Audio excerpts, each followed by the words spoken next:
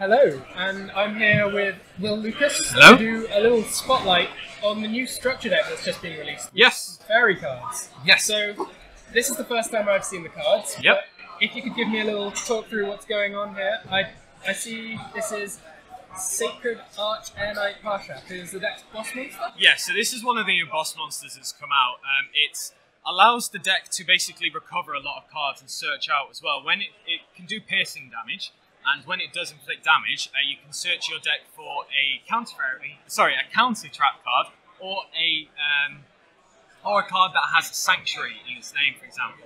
So it's a really important card for the deck because it allows you to... It's a Parshat card. Sorry, yeah. Parshat card, which the new... He is himself a Parshat card. Yes, he is a Parshat card. And there are some others will come in. Yep, that we'll get to in later on. But when a counter trap does activate, you can banish 2 fairies from your hand, field, and or graveyard to special summon him. So this is a really key way to get him out because you don't have to tribute summon him. It's just really simple to get him out. Is that summon from hand, from deck? So that summon is from hand and from graveyard. Okay. Yep, so it's very, very good. Got some good recursion. Yes. And then we have Minerva, Scholar of the Sky, as a new normal summonable fairy monster. Yep, Minerva is actually one of the most important cards for the deck. It's absolutely amazing. Every time a counter trap's activated, it gains 500 attack that keeps stacking on. So that's really good. And also, when you do have a Sanctuary in the Sky on your side of the field, when a counter trap is activated, you can add a counter trap from your graveyard to your hand that's name was different from the one that was activated. Okay. And that isn't once per turn. So you keep cycling through Keep cycling through them every time you play one. Yes, you do.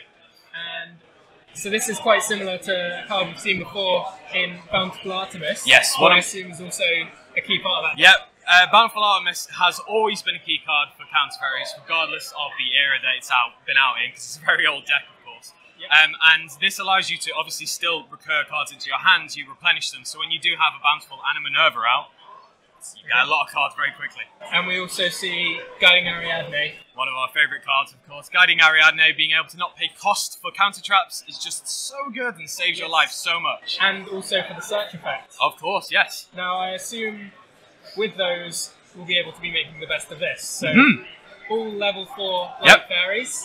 Exactly. Ties of the Brethren is obviously a very good one.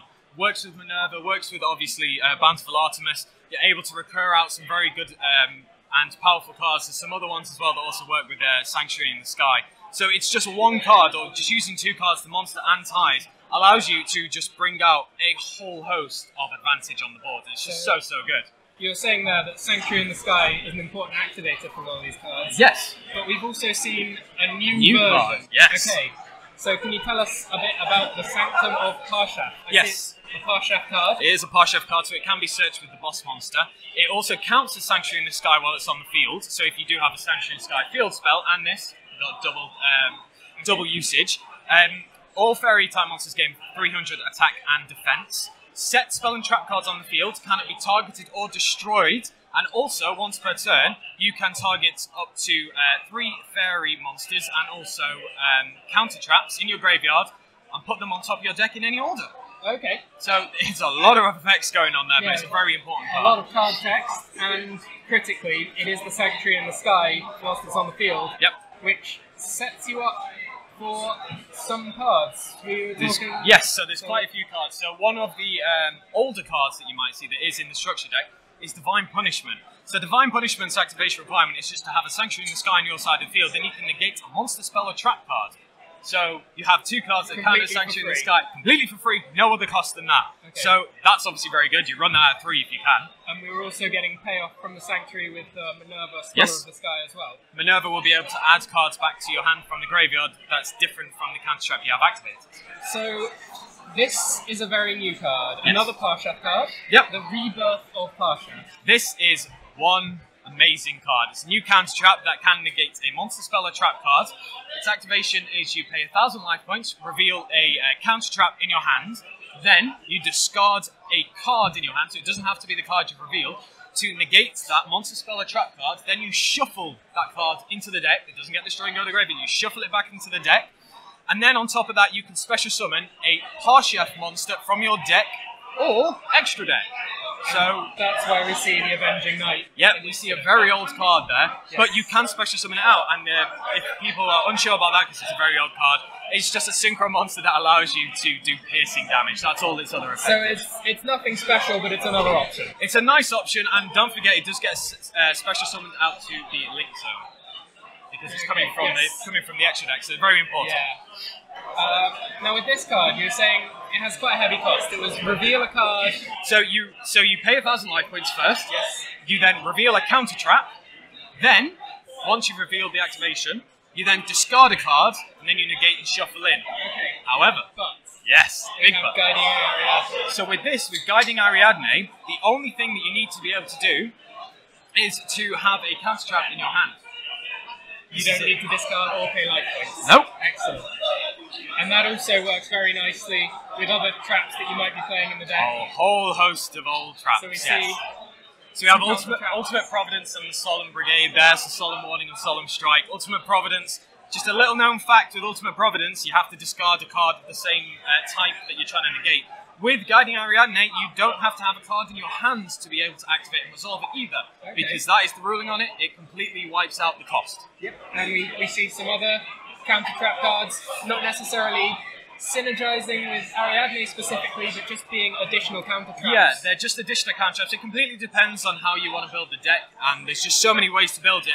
The one that I will point out is this one right here. Drastic Drop-Off is probably one of the first counter traps you should be putting in your counter trap deck, because it's one of the few cards that doesn't actually require your opponent to really do much, because once you set it, they're going to be drawing a card unless they have Reckless Greed or something upon them. It means that you can get your quick effects from Bountiful and from Minerva as well. So it gets your recursion going straight away, which is very important. It's a guaranteed resolution of a counter trap, whereas they might be trying to play around some of the Basically, yeah, because they might just be able to normal summon and try and attack over, and you can't really respond. With a Drastic Drop-Off, you start to get the effects going at least. Now, we see that the cards here, it's not relying too heavily on special summons, so we're able to incorporate these two cards as well. Yes, we have Pot of Duality, which is obviously a very good card. Even if you are running Ties of the Brethren, you can still run Pot of Duality, it's still a great card. Just means you can dig to get some certain cards in the deck. We all know what Pot of Duality does.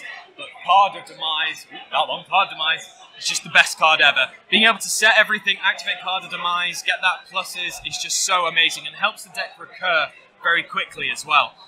With the addition of the pendulums being in the background now with the new rules, it does mean that you do have Ariadne there as well, so you can't set 5 straight away. So you have to be a bit careful with the way that you do activate Card Demise. Normally you could just blanket set everything or summon a monster, activate.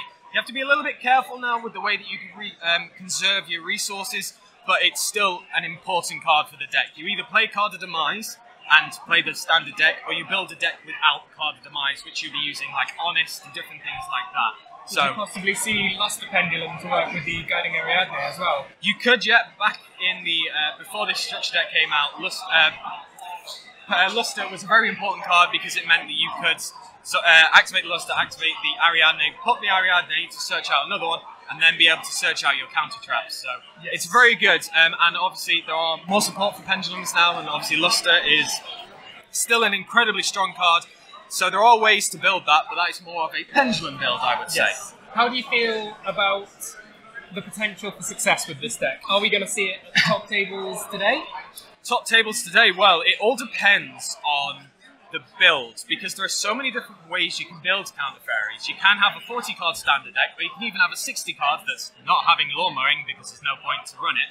But it just means because you can put so many utility cards in there to go up against the meta, it's kind of a difficult one to build, but at the same time, I feel like you really need to know the meta. You need to know what you're playing against to be able to play the counters against them. Because a lot of people, and I have a lot of experience with this deck, a lot of people try and bait out your activations and your negates to make way for their actual plans and their strategies. So you need to be able to hold back and be like, I'm fine with this happening.